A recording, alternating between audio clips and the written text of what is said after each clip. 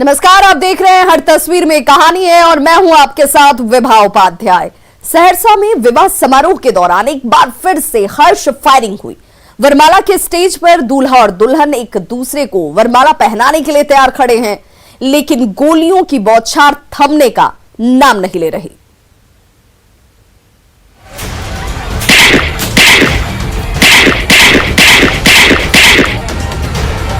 दूल्हा और दुल्हन एक दूसरे को वरमाला डालने के लिए तैयार खड़े हैं, लेकिन दूल्हा दुल्हन के ठीक सामने तमंचे से गोलियों की बौछार थमने का नाम नहीं ले रही। देखिए ये शख्स रिवॉल्वर से कैसे एक के बाद एक हवाई फायरिंग किए जा रहा है। तो फूलों की खुशबू से सराबोर फिजा में बंदूक से निकली बारूद की गंध घुलती जा रही है।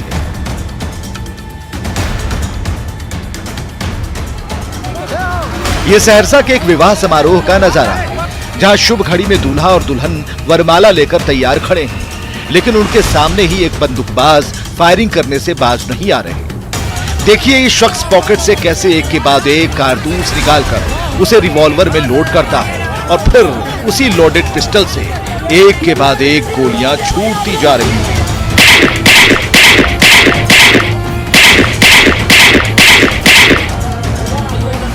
विवाह समारोह में एक तरफ मंगल गीत गाए जा रहे हैं, तो दूसरी तरफ कारतूस से भरी ये पिस्टल गोलियों की कर्कश आवाज के साथ गरजती जा रही है। आखिर वो कौन सा रिवाज है कि विवाह जैसी शुभ घड़ी में अक्सर ऐसे बंदूकबाज गोलियों की बौछार करते दिखते रहते हैं।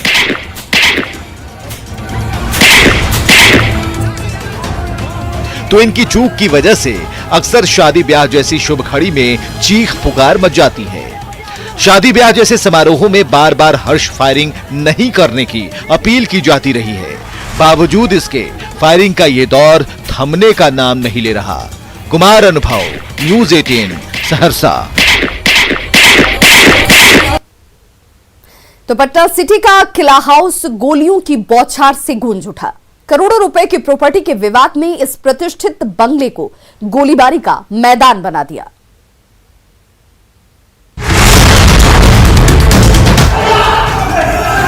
गोली मार दिया राजीव भैया को। गोली खाकर फर्श पर गिरा ये शख्स दर्द से कराह रहा है, मदद की गुहार लगा रहा है, तो सीसीटीवी में कैद ये नकाबपोश शख्स पिस्टल लेकर अंदर बाहर ताक झांक कर रहा है। देखिए कैसे ये नकाबपोश शख्स के बार बार पिस्टल लहरा रहा है। ये नजारा है पटना सिटी के प्रतिष्ठित किला हाउस का, जिस पर कब्जे को लेकर दो चचेरे भाइयों आदित्य जालान और रवि जालान के बीच एक बार फिर से फायरिंग हुई, जिसमें इस शख्स को गोली लग गई और वो जमीन पर गिरकर काफी देर तक दर्द से कराहता रहा। बाद में उसे अस्पताल में भर्ती कराया गया। सब मिलकर लाठी से मारा, पहले लाठी से मारा और बीच बचाव करने वाला दामोदर राय जितने भी लोग हैं सारे इस पर गोली मार दिया निकाल। कहाँ पर यह घटना? किला हाउस पटना सिटी कैंपस के अंदर। पटना सिटी के किला हाउस के मालिकाना हक को लेकर अदालत में सुनवाई चल रही है और इसके बावजूद इस पर कब्जे को लेकर अक्सर मारपीट और गोलीबारी की घटनाएं होती रहती हैं। ताजा वारदात उसी की कड़ी है जब किला हाउस के म्यूजियम का ताला तोड़ने को लेकर गोली चली। मेरा जो का गोली लगा है घर में बंद कर लिया, बंद करके वो लोग पूरा फैमिली मेरे रोड पर लूट लिया। हम लोग खाली हाथ से कुछ नहीं ले लेते, अगर हम लोग भी चाहते तो लोग गोली चलाते, छोटा मोटा काम के लिए वो लोग गोली चलाते। पटना सिटी के ऐतिहासिक किला हाउस की करोड़ों की प्रॉपर्टी को लेकर सालों से ये विवाद चल रहा है, लेकिन अब तक न तो विवाद सुलझने का नाम ले रहा है और न ही गोलीबारी और भिड़ंत का दौर ही थमने का नाम ले रहा। Manoj Sinha, news 18 Patna city. दरभंगा के कादिराबाद मोहल्ले में दो गुटों के लोग सड़क पर उतर आए।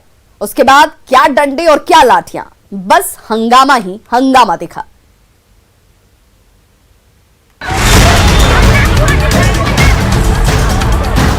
रात के अंधेरे में हंगामा मचा है। पुलिस वाले उपद्रवियों पर लाठियां बरसा रहे हैं। देखिए लाठी की मार खाते ही उपद्रवी किस तरह भागते फिर रहे हैं। यह दरभंगा के व्यस्ततम कादिराबाद मोहल्ले का नजारा है, जो रात के अंधेरे में कई घंटे तक रणक्षेत्र बना रहा और दो युवकों के बीच जमकर मारपीट हुई। मामूली विवाद में इस मोहल्ले में पिछले 4 दिन से विवाद चला रहा था, जिसने अचानक उग्र रूप ले लिया और बीच सड़क पर दो गुटों के बीच जमकर भिड़ंत हो गई। हालात इतने बिगड़ गए कि दोनों गुटों के युवक एक दूसरे की जान लेने पर आमादा हो गए।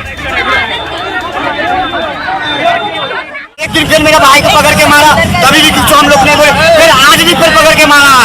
अब फिर अभी पिस्टल है, टाइगर दिखाया बड़ो समाज में। कौन आया? सबसे बड़का हीरो कथा की दरभंगा में वो हम ही है। कौन मारा है? 20 आदमी 25 आदमी टाइगर लेके बवाते रहता। कादिराबाद मोहल्ले में रात के अंधेरे में दोनों गुटों के बीच काफी देर तक हाथापाई होती रही। मामला बिगड़ता देख दरभंगा पुलिस के जवान मौके पर पहुंचे। बीच बचाव के बावजूद जब दोनों गुट मानने को तैयार नहीं हुए तो दरभंगा पुलिस को मोर्चा संभालना पड़ा। भीड़ को तितर बितर करने के लिए लाठियां चली, जिसमें कुछ लोग को चोट आई, जबकि 2 आरोपियों को हिरासत में लिया गया है। दो पक्षों में विवाद हुआ है, 2 लोग हिरासत में हैं। आवेदन मिलने पर कार्रवाई की जाएगी। लोगों का आरोप है पिस्टल दिखता है। आवेदन मिलने पर कार्रवाई की जाएगी। किसके तरफ से आवेदन चाहते हैं? जो भी कुछ आवेदन देंगे। कादिराबाद मोहल्ले में फिलहाल शांति व्यवस्था कायम है, तो दरभंगा पुलिस ने हालात को काबू में करने का दावा किया है। विपिन, न्यूज़ 18 दरभंगा। सहरसा में बच्चों के विवाद के बाद बड़ों के बीच संग्राम छिड़ गया। महिलाओं और लड़कियों के बीच मारपीट की घटना का वीडियो वायरल हो रहा है।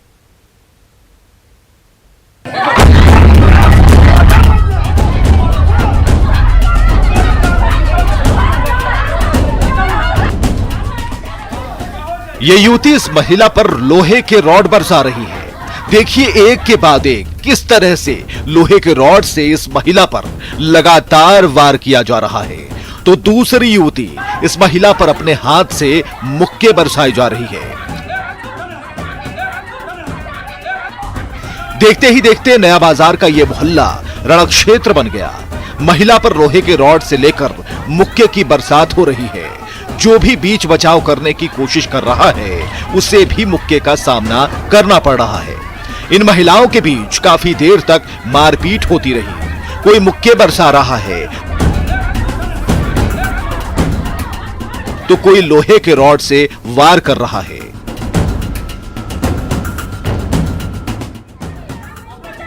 हंगामा बढ़ता देख आसपास के लोग बीच बचाव की जी तोड़ कोशिश कर रहे हैं, लेकिन ये महिलाएं शांत होने का नाम नहीं ले रही। तो विवाद सुलझाने के लिए पुरुषों को भी कूदना पड़ा है। दोनों ओर से जमकर बहस हो रही है, वाद विवाद हो रहा है, खूब धक्का मुक्की हो रही है, लेकिन कोई भी पक्ष झुकने को तैयार नहीं। दरअसल इस मोहल्ले के बच्चों के बीच विवाद शुरू हुआ, जिसके बाद बड़े कूद पड़े और फिर जो कुछ भी हुआ वो आपके सामने है। पीड़ित पक्ष की ओर से इस सिलसिले में दरभंगा थाने में शिकायत दर्ज कराई गई है। तो इस मारपीट का वीडियो इन दिनों सोशल मीडिया पर वायरल है। अनुभव, न्यूज़ 18 सहरसा। पटना के होनहार कुंदन ने विपरीत परिस्थितियों में सफलता की कहानी लिख डाली। पिता की बीमारी के बावजूद उसने ऐसा कमाल कर दिखाया कि अमेरिकी यूनिवर्सिटी ने उसे 2 करोड़ की स्कॉलरशिप ऑफर की है।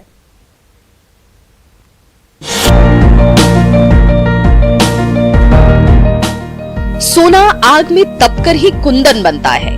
पटना के होनहार अभिनव खन्ना ने कुछ ऐसा ही कमाल कर दिखाया है। वो 2018 का साल था जब अभिनव के कैंसर पीड़ित पिता डोलन खन्ना का दिल्ली के अस्पताल में इलाज चल रहा था, लेकिन अभिनव ने हिम्मत नहीं हारी।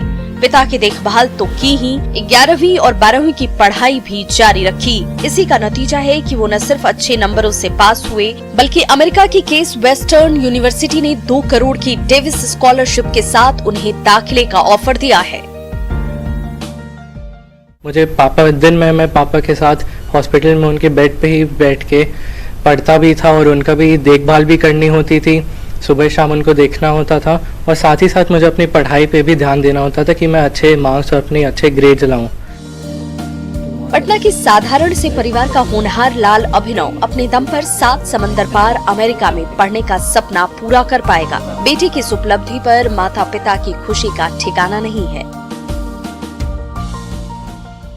इसने अपना कॉलेज छोड़ करके 1 महीना मेरे साथ हॉस्पिटल में रहा और उसने अपने रात में अपनी पढ़ाई भी की और दिन भर ये मेरे साथ लग करके मेरी सारी सेवा की।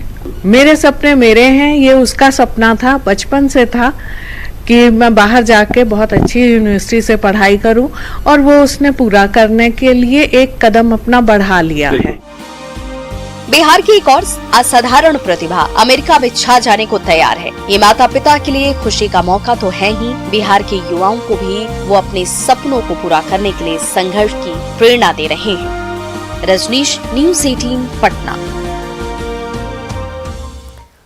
बेतिया के मेहनतकश कारीगर अपने हाथों से अपनी किस्मत संवारने में जुटे हुए हैं, तो उनके अद्भुत हुनर ने उन्हें मजदूर से मालिक बना दिया है।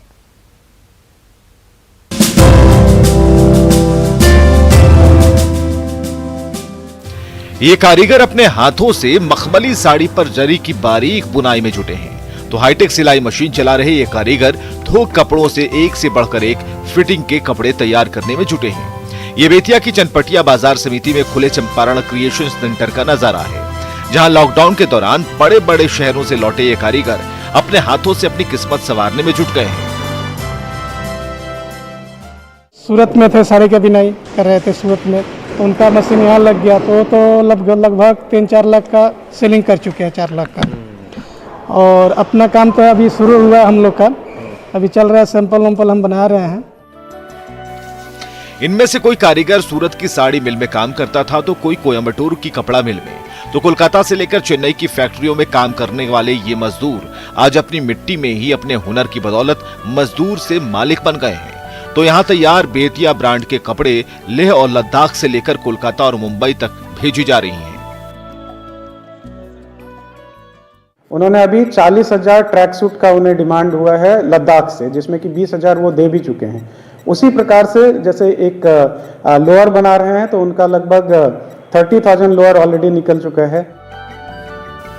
बेतिया ने कोरोना काल में आपदा को अवसर में बदलने की ऐसी तस्वीर पेश की है, जिसकी बदौलत न सिर्फ पीएम मोदी के आत्मनिर्भर भारत का सपना साकार हो रहा है, बल्कि बड़े बड़े शहरों में दूसरों के लिए पसीना बहाने वाले ये मजदूर अपनी मिट्टी में खुद के मालिक बन गए हैं। प्रफुल्ल, न्यूज़ 18 बेतिया। समस्तीपुर का पांडव स्थान कई राज अपने में छिपाए हुए है, लेकिन न तो उसे खंगालने की कोशिश हो रही है और न ही पांडव स्थान को उसकी वास्तविक पहचान ही मिल पा रही है।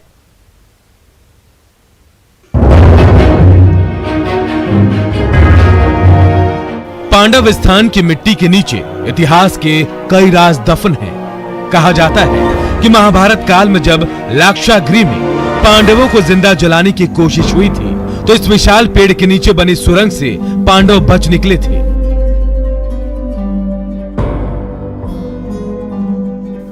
उस समय के इतिहास को खंगालने के लिए साल 1999 से लेकर 2012 के बीच पुरातत्व विभाग ने यहां बड़े इलाके में खुदाई भी की थी, जिसमें महाभारत कालीन कई दुर्लभ अवशेष मिले थे। केपी जसवाल संस्थान के द्वारा यहाँ खुदाई हुआ, जिस खुदाई से यहाँ पूर्व पाषाण काल, गुप्त काल का बहुत सारा यहाँ सामान मिला है, जो पटना संग्रहालय में संरक्षित है।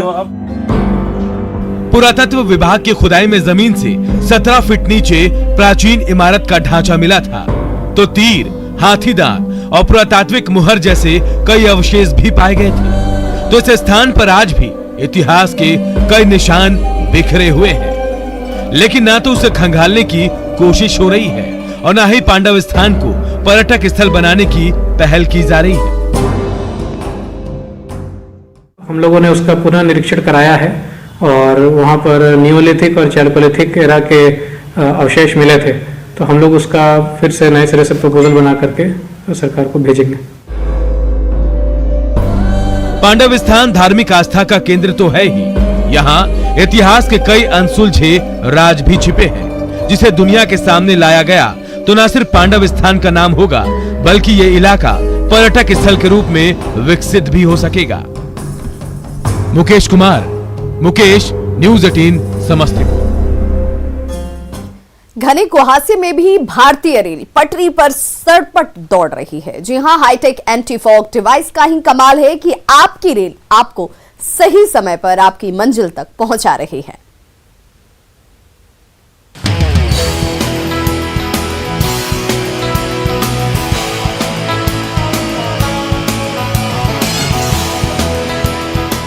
ट्रेन के इंजन में लगा यही वो हाईटेक एंटी फॉग डिवाइस है जिसके बदौलत गहरी धुंध में भी तमाम ट्रेनों की रफ्तार बिना रुके जारी रहेगी। बिहार से गुजरने वाली 250 से भी ज्यादा ट्रेनों के इंजन को इस चमत्कारिक डिवाइस से लैस कर दिया गया है ताकि सर्दियों में घने कोहरे के दौरान जब आसपास दिखना मुश्किल होता है तब आपकी ट्रेन पटरी पर पूरी रफ्तार से दौड़ती रहे और आपको सही समय पर आपकी मंजिल तक पहुंचाती रहे।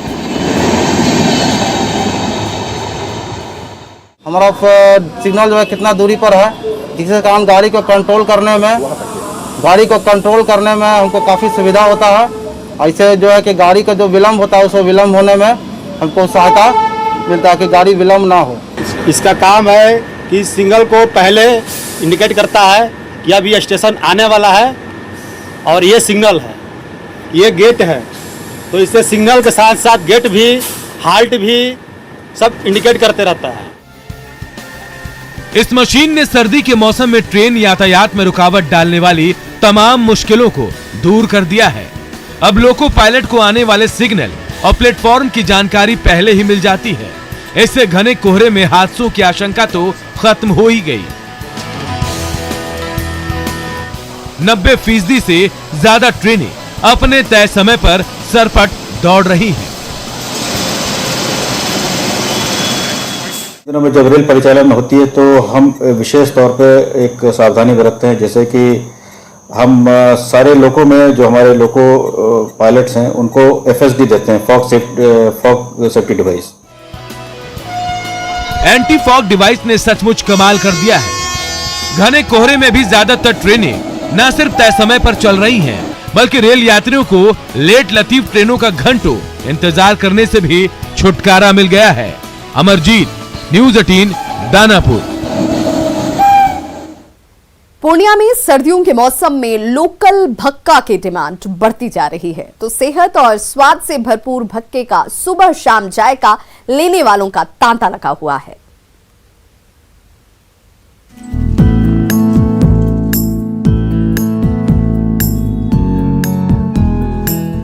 सर्द मौसम में शम्स खातून उसना चावल के आटे में अदरक और गुड़ मिला रही हैं।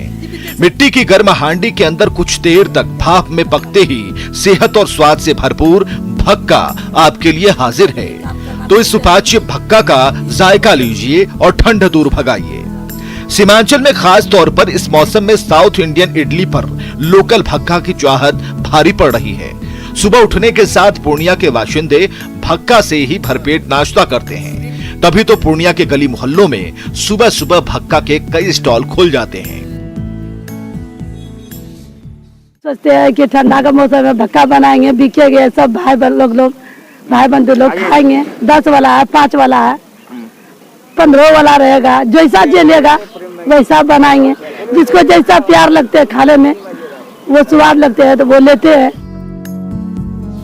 सर्दी के मौसम में सुबह सुबह गर्मा गर्म भक्का खाने से शरीर को ऊर्जा तो मिलती ही है, कनकनी से छुटकारा मिलता है। इसलिए सीमांचल की हर गली में इन दिनों सुबह होते ही गर्म हांडी पर भक्का पकने लगता है और उसके चाहने वालों की लाइन लग जाती है। हमारे बिहार में सर भक्का का बहुत ज्यादा महत्व है। आदमी जो है ठंड के मौसम में भक्का खाते हैं। भक्का का बहुत ज्यादा महत्व है। शक्कर पड़ता है सर उसमें, जिसके कारण से शरीर में गर्मी भी बना रहता है। पूर्णिया से लेकर कस्बा इलाके तक दिसंबर से मार्च के महीने में कुछ मिले ना मिले सुबह शाम भक्का जरूर मिल जाएगा, जिससे गरीबों को रोजगार तो मिलता ही है। सीमांचल के अमीर से गरीब तक के बड़े चाव से इसे खाते और खिलाते हैं। तो देर किस बात की, जाइए आप भी स्वाद और सेहत से भरपूर भक्का का जायका लीजिए और सर्दी दूर भगाइए। कुमार प्रवीण, न्यूज़ 18, पूर्णिया। रांचीवासी सर्द मौसम में गया के तिलकुट के दीवाने हो गए हैं। रांची के चौक चौराहों पर गया के माहिर कारीगर अपने हाथों से तिलकुट तैयार कर रहे हैं, जिसकी डिमांड दिनों दिन बढ़ती जा रही है।